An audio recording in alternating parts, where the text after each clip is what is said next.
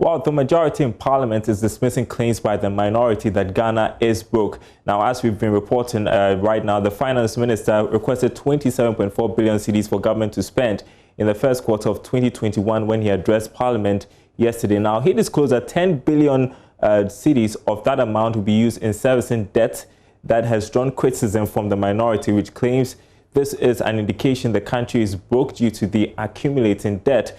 But MPP MP on Parliament's Finance Committee, Anthony Efa, says that cannot be accurate. As we speak, the Finance Committee of Parliament is meeting to consider the request by the Finance Minister. Joining us is Joseph Opoku-Gakpo. Joseph, what are you gleaning from that meeting so far?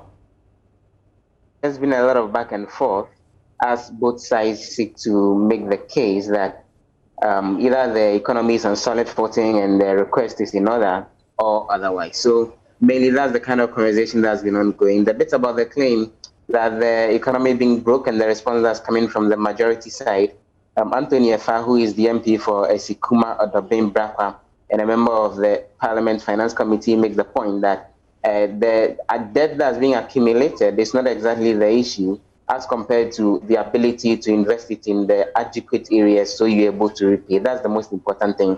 Then he goes on to make a point that when it comes to debt sustainability, it goes beyond the figure in terms of how much is accumulating, which is why he is convinced that this is not something that the state should be worried about. The other argument that the majority side is making in these deliberations is that a lot of the debt that's being paid is actually debt that was accumulated long before they came into power, and they're just going in for much more efficient loans to repay the more priced ones that had been accumulated before they came in. So those deliberations are ongoing. We're waiting for a report of the committee to be submitted to the House a little later.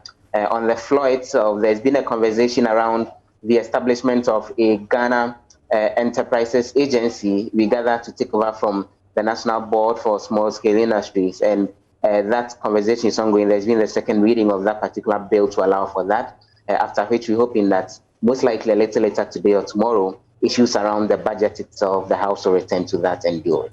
That's an interesting development. Thanks very much for the update, Joseph Opoku-Gakpo from Parliament for us.